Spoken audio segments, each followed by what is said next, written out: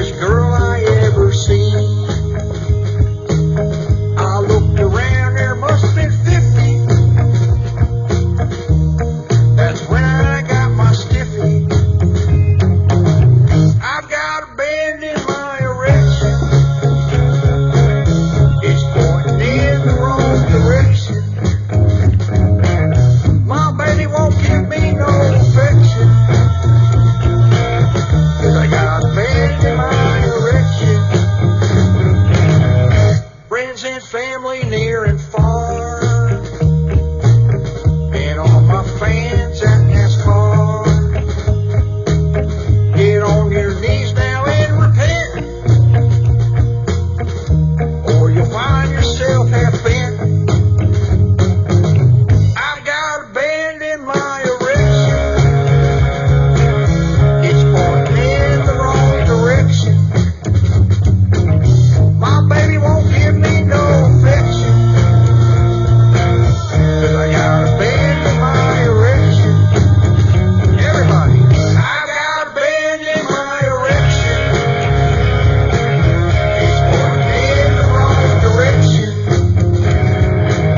My baby won't give me no affection,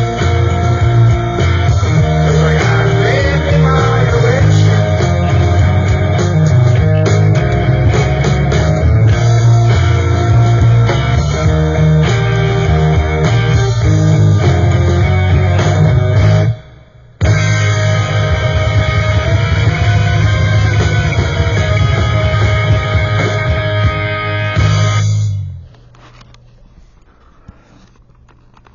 Grampy, tell me about the great president.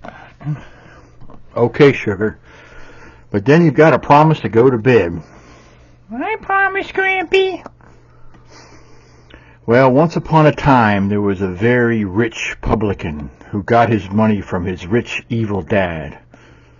He got even more money from many of the nation's southern dullars by convincing them to give up their hard-earned minimum wage paychecks to him. He promised them college degrees, steaks, vodka, guitars, sneakers, water, cryptocurrency, and action cards featuring himself as a superhero. That was only a small part of his grifting, though.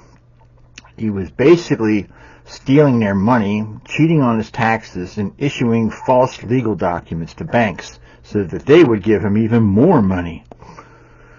He was a terrible businessman and went bankrupt many, many times. He also abused and assaulted women because, he said, when you're rich and famous, you can do it without getting in trouble. All of these characteristics made him an ideal publican candidate for office. Isn't that illegal, Grampy? Why didn't he go to jail? Well, you see, sugar, only Democrats and the poor go to jail. Rich publicans own the courts and judges, so they're allowed to get away with breaking the law. Oh, that's right, I forgot. Now let me finish.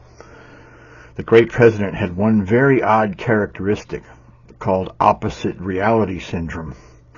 This is when everything someone says is opposite to reality. For instance, if he said it was a sunny day, it would be raining. If he said you were his friend, that meant he hated you. One day he came up with the greatest grifting idea ever. He would run for president, spend the campaign money on building hotels in Russia, and get even richer. On the day of his announcement, he gave 200 of his hotel employees and their friends $50 each to pretend that they were his fans and supporters. In his speech, he told everyone that Mexico is sending criminals and rapists to our country to poison our blood, and that they should be thrown out of America. He really meant to say that the Mexicans are great people and more should come in. But his opposite syndrome made him say the mean stuff. Well, Fox News, which is a publican TV station that makes up stuff just to get publicans angry, they loved what he said, and they played it over and over and over for their audience. Publicans, like Christians, farmers, educated, uneducated slave state morons, empty state morons, etc., they went into a rage against the Mexicans. Then the great president said he wanted to stop all Muslims from entering the country. He really meant that more Muslims should be allowed in. Once again, Fox News played his speech on a loop to all the Christians and brain cell challenged dullards, which made them violent towards Muslims. Next, he said he was going to give a big tax cut to all Americans and publicans and raise taxes on the uber wealthy. But you know what he really meant? He was going to give the tax cut to the uber rich and raise taxes on everyone else. Once again, Fox News ran it over and over to their captivated and hysterically enraged audience. How can people be so dumb, Grampy? Well, it's not really their fault, Sugar. Republicans are not capable of advanced thought. They can't comprehend ideas that require even a tiny bit of thinking. That's why they let Fox News do their thinking for them. They believe anything their pastors and Fox News tells them. And then they wouldn't think of questioning anything they're told. That's how they're raised in the South and in sparsely populated states. Slave states and empty states don't believe in education. They know that if their kids get a sound education, they will see that publicans are evil liars. That's why when the great president took away women's rights to control their own bodies, what happened? Women voted for the great president. And when the great president separated families of desperate refugees, deporting the parents, imprisoning the children, the Latinos voted for him. He also called our military soldiers, the POWs and MIAs and KIAs and generals, losers. Then he cut off their benefits. Guess what happened? The soldiers voted for him. After he won, he staffed his cabinet with all the alcoholics, sex offenders, tax cheats, yes, basically Fox News hosts, that he could find. He even gave a Bobby a big position running the country's healthcare department. And you know what a Bobby wants to do? Yeah, he wants to give kids polio, smallpox, and measles. That's right. I mean, almost every billionaire got a job. They were called the Cabinet of Oligarchs. After all this was put in place, the great president's right-hand man and richest oligarch, Leon Muskie, paid the Supreme Court to strike down the free speech clause in the Constitution. That's why libraries in the South only have 4 books: the Bible, The President That Saved Christmas, Why Democrats Love Satan, and The Art of the Deal. All other books were burned in the Great Book Inferno of 28. Why didn't the boomers stop the billionaires, Grampy?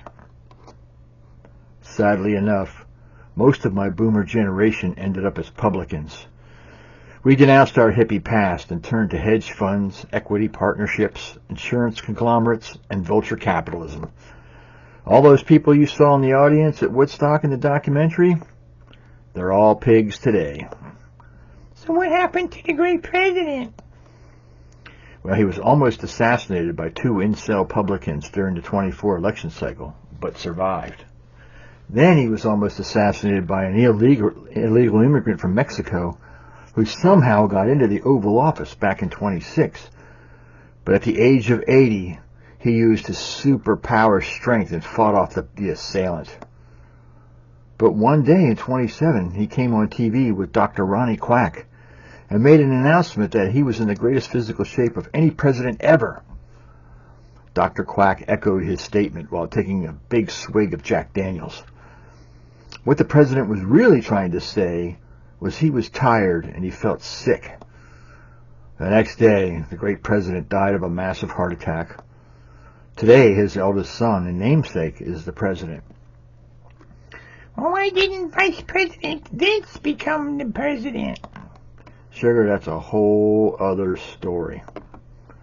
Now, it's time for bed like you promised. Grampy, I think I have opposite syndrome like the great president. I didn't really promise to go to bed. I promised to stay up. Nice try, sweet stuff. Lights out. Sparky's getting all upset. Now go to bed.